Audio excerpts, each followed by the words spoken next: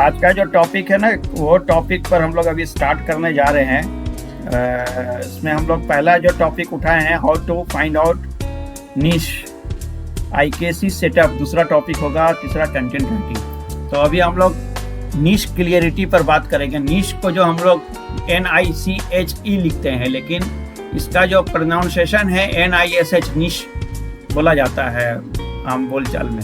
तो focus on market target. ऐसे किसले को आइडिया होगा नीश पर? नीश क्या होता है किसले, आप बताओ। हाँ सर, किसी एक स्पेसिफिक कैटेगरी को चूज करके उस पर उसको एलाबोरेट करके उस पर फोकस किया जाता है। ज़्यादा जगह ध्यान नहीं भटका जाता है, मतलब कि एक से ज़्यादा टॉपिक पे ध्यान नहीं दिया जाता। जैसे कि मैंने डॉक्टर्स के फील्ड को चुना है कि मैं अपने अंडर क्लाइंट्स को, सिर्फ डॉक्टर्स को सर्विस कैटर करूंगा। आप लोग सब कुछ समझो, जो भी किसले बोल रहे हैं एकदम एक्यूरेट बात है, सही है।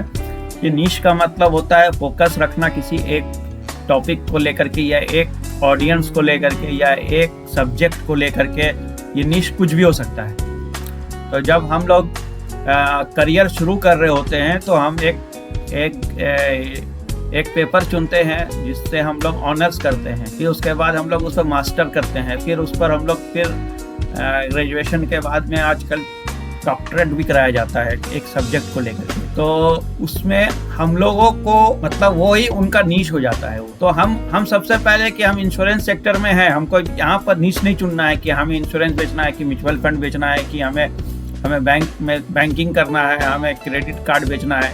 हम डिसाइडेड हैं कि हम इंश्योरेंस बेचते हैं, ठीक है। तो अब आता है कि हम इंश्योरेंस बेचेंगे किसको, ये नीश का टॉपिक आ जाता है, राइट। तो इंश्योरेंस बेचते हैं, ठीक है। तो अब आता है कि हम इंश्योरेंस बेचेंगे किसको, ये नीश का टॉपिक आ जाता है, राइट।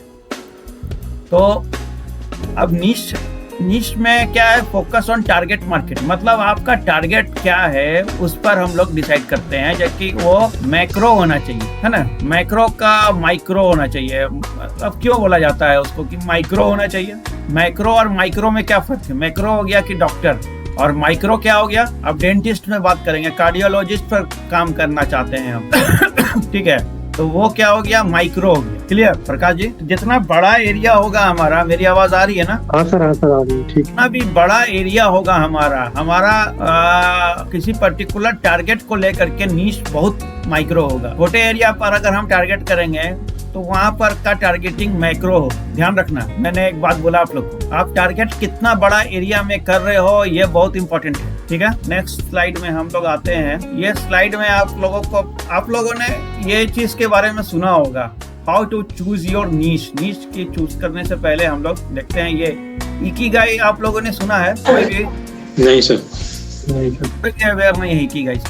ये जापानीज बुक है, का डिटेल आप गूगल में बाद में देख लेना, अभी मत देखो, ठीक है। मैं यहाँ पर कुछ दिखला रहा हूँ, इसलिए वीडियो ऑन कर लो बेटा। और धर्मेंद्र जी आपका भी वीडियो ऑन कर लीजिए, क्योंकि कंसंट्रेट कर पाइए आप लोग। तो यहाँ पर इकिगाई का मतलब क्या होता है? जापानीज एक टेक्नोलॉजी के थ्रू ये बताया गया, व्हाट यू लव। आप इंश्योरेंस भूल जाओ कि आप इंश्योरेंस में हो। इकिगाई कोई इंश्योरेंस को लेकर के बात नहीं कर रहा, यहाँ पर ओवरऑल नीश पर बात करेंगे हम, ठीक है। Japanese concept meaning a reason for being, है ना।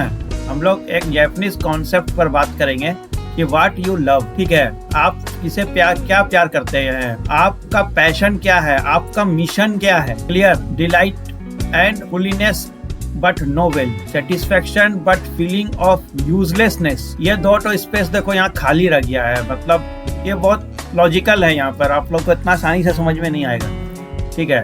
What you are good at, आप किस चीज में मतलब अच्छे हो। What are the world need, दुनिया को क्या चाहिए। अब दुनिया आपका जितना बड़ा टारगेट है वो दुनिया हो सकता है। वोकेशन और इधर प्रोफेशन, ठीक है। आपका प्रोफेशन क्या है, सारा मिल रहा है जाकर के कहीं ना कहीं, ठीक है ना। What you can be paid for, ठीक है। अब यहाँ पर देखिए जो स्पेस है, excitement and complacency but sense of uncertainty. फिर है uncomfortable but feeling of emptiness. तो ये इकिगाई को थोड़ा सा समझना पड़ेगा हमें कि हमें क्या क्या पसंद है, हमारा पैशन क्या है, ठीक है, हमारा मिशन क्या है, ठीक है। हमारा प्रोफेशन क्या है, हम किस चीज में बेस्ट है, हम दुनिया को क्या चाहिए। ये थोड़ा सा कॉम्प्लिकेटेड है, समझना थोड़ा सा कॉम्प्लिकेटेड है ना, इसको इजी कर दे। जी कर दीजिए। एक एक्सरसाइज करके उसे अगर हम लोग थोड़ा सा मतलब दिमाग लगाएंगे तो इजी हो जाएगा। अभी क्या काम आप कर रहे हैं? I love that work. क्या हम उस काम से प्यार करते हैं? I love this work but I not good at. हम उस काम से प्यार तो करते हैं लेकिन हम उसमें अच्छे नहीं। मतलब अभी इंश्योरेंस सेल्स को लेकर के हम बात करें अगर अपने टॉपिक को, तो मुझे पसंद है क्योंकि उससे पैसा आएगा। सब कोई को पसंद है, बहुत अच्छा इनकम है। हम लोग ये डिसाइड कर चुके हैं कि इंश्योरेंस सेल करना है हमें, but I am not good at. मैं उसमें अच्छा नहीं हूँ। फिर आप थर्ड बात देखिए नीचे में, I don't love this work. मैं वो काम पसंद नहीं है मुझे, but I know how to do it. पर मुझे पता है कैसे कर सकते हैं। फिर आता है last one, neither love this work not how to do it. अब बताओ ये 4 चीज में आप किस चीज को सिलेक्ट करोगे? ना ही आपको काम पसंद है ना आपको आता है। आपको काम आता है करना, आई डोंट लव दिस वर्क, लेकिन आपको काम पसंद नहीं है। I love this work but don't want to do not. अभी आप किस जगह पर हो? आप कहाँ पर हो? हाँ, तीसरा नंबर पर, I don't love this work but I know how to do it. अच्छा, तो I don't love this work, कौन काम तुमको पसंद है बताओ? इसलिए बताओ आप। सर जैसे कि अभी रिजेक्शन थोड़ा ज्यादा मिलता है तो इसमें इतना लव जनरेट नहीं होता है। इससे मतलब इतना अट्रैक्शन कि हम बहुत सरलता से किया जा सकता है, इसलिए इतना एक्शन। आप गलत बात कर रहे हो। देखो आप अभी दूसरे नंबर पर हो। हाँ सर, जो भी है सर, वजह जो भी है, जो भी नहीं, देखो यहीं पर तो मिस्टेक है लाइफ में भी यही मिस्टेक, यही एक्सरसाइज है। अब आप सोच रहे हो कि आप काम को पसंद नहीं करते हो और आपको आता है करने, आपको करने नहीं आता है।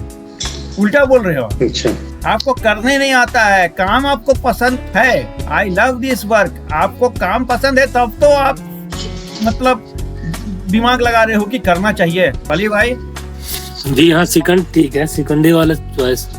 प्रकाश जी आप किस जगह पर हैं अभी? मैं काम पसंद करता हूँ सर, लेकिन करना नहीं आता। लेकिन अभी किस जगह पर हो आप? हम ये पूछ रहे हैं। प्रकाश जी के लिए बहुत सूट करेगा। अभी आप किस जगह पर? अभी तो मैं अपने आप को इसी जगह देखता हूँ सर, जो बता रहा हूँ। कौन सा? काम पसंद है लेकिन करना नहीं आता। लेकिन अभी जो आप जॉब कर रहे हो, अगर उस पर आप बात करो तो वो कौन सा वाले में आएगा? वो अभी आएगा सर काम पर, क्या बोलूं उसमें, सेकंड वाले में, थर्ड वाला में आएगा। थर्ड वाले में, I don't love this work but I know how to do it. हाँ सही है। देखो भाई आपका मैं एक्सरसाइज कर रहा हूँ। जो अभी करंट वाले मैं थोड़ा कंफ्यूज हो रहा था सर, क्यों मैं इंश्योरेंस की तरफ से सोच रहा हूँ ना। नहीं, मैं तो बोला कि अभी आप करंटली जहाँ जॉब कर रहे हो उसके हिसाब से सोचो, वो आप पे सूट करता है, बाकी लोग पे सूट नहीं करता है, क्योंकि बाकी लोग तो इंश्योरेंस ही कर रहे हैं और कुछ नहीं कर रहे हैं। वली भाई पर भी यही सूट करता है ना वली भाई जी।